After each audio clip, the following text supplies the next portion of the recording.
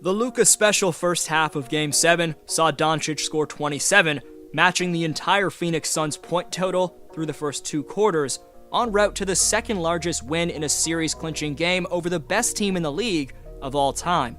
The walking microwave Spencer Dinwiddie owned the spotlight, stepping up to the moment by hitting at least 5 3-pointers for the second straight outing, being the perfect Robin to Doncic with his first 30-piece of 2022's playoffs.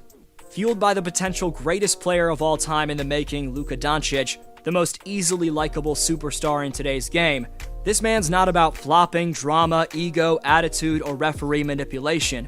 Doncic is pure skill, and his biggest passion is tearing his opponent's heart out between the lines.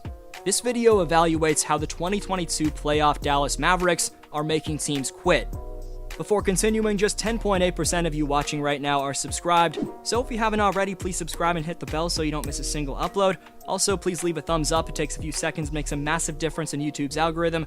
Lastly, stay updated on the NBA and the channel by following @DFlowHoops on Instagram and Twitter. Link is down below in the description for those 2 platforms. Making his case to be the best player in the association against Phoenix in round 2, dominating in every facet of the game, Luka Doncic had more points than Devin Booker, more rebounds than DeAndre Ayton, more assists than Chris Paul, and more steals than a DPOY candidate in Mikal Bridges. I'll talk about the series against the Warriors coming up and who the experts are picking, but we have to talk a little more about the all-time greatness from Luka that he just displayed in round 2. Despite going down 3-2 in the series, Luka had this to say with his season on the line, entering the locker room after Game 5.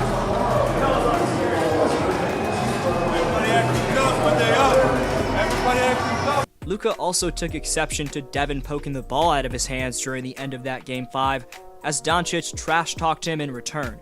Backing up every one of his words, Doncic scored a combined 68 points to put the hyped-up Suns to sleep, torturing the number 1 seed on their home floor.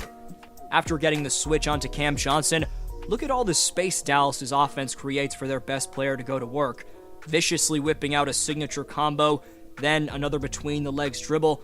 Doncic elusively fakes the drive with a hezzy, going between the legs once more, and then he sends Johnson to Cancun with a step-back ankle breaker that'll be played on highlight reels for not just decades, but centuries to come. That shot gave the Mavs a shocking 30-plus point lead entering the locker room, and ultimately they'd finish that blowout with Spencer Dinwiddie and Jaylen Brunson going off in the second half.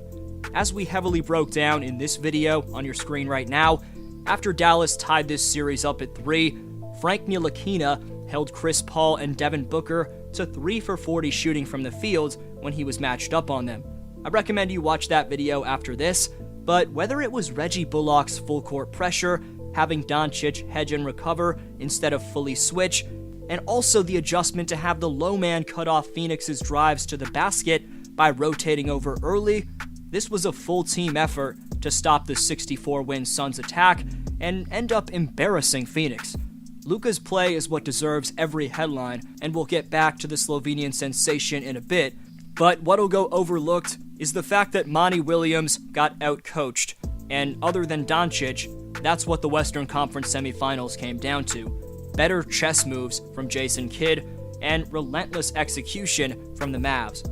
The top 4 teams remaining are also top 4 in defensive rating throughout the postseason, proving the phrase defense wins championships to be correct. And of course, Golden State will be a whole different animal than Phoenix, but with Dallas ranking number 2 in defensive efficiency, only behind the Celtics, that proves they're equipped for the challenge of clamping up the 3-time champions. Only question is, will they execute like they did against Phoenix?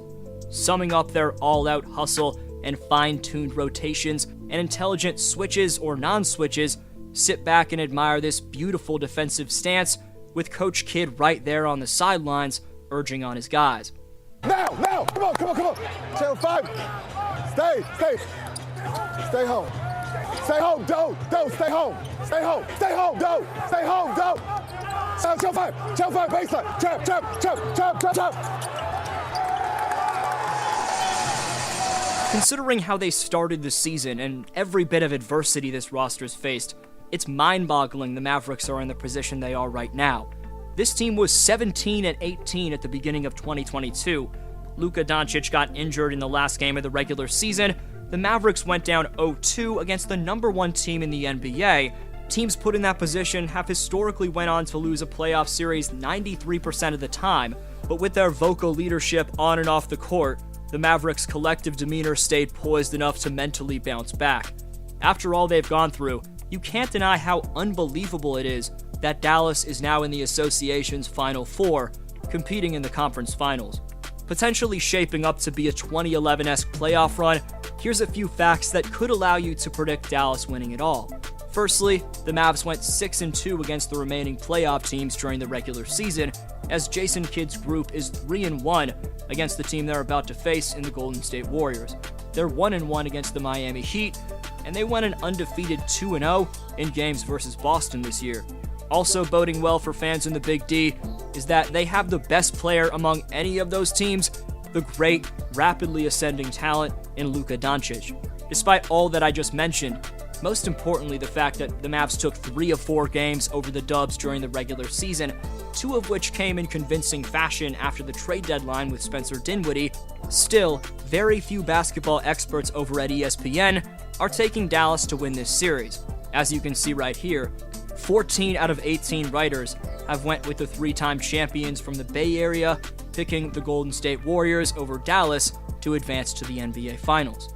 It needs to be stated that regardless of what happens in the conference finals, the Mavs have been a resounding success, as in the post-Kristaps Porzingis era, the group of low-ego, high IQ, and well-rounded group of players surrounding the best high-volume superstar and the best player on the planet right now in Doncic, whether it's stretch bigs like Dorian Finney-Smith, Maxi Kleber, or Davis Bertans, an underrated 3-and-D guy like Reggie Bullock, or shot creators like Dinwiddie and Brunson, those guys are perfectly suited around Doncic for success. Complete with a veteran coach and an all-time great point guard in Jason Kidd, who's learned from his failure in Milwaukee as the man in charge, helped win a title as an assistant with LA, he now looks like an elite head coach that's capable of making the requisite championship-winning adjustments. Everything's fallen into place for Dallas during the second half of 2021-22, and it's been awesome to make content about. The Mavericks continue to stun the basketball universe. Many assume Luka's just some up-and-comer who needs a few more years before going all the way, but the man's here now, and if you don't wake up to that realization, like the Suns clearly didn't, you'll find yourself kicking it up on a beach, thinking about what you could have done differently. We'll see if the Warriors' ego is too much for them to back up on the court against Dallas, just like it was for the Suns.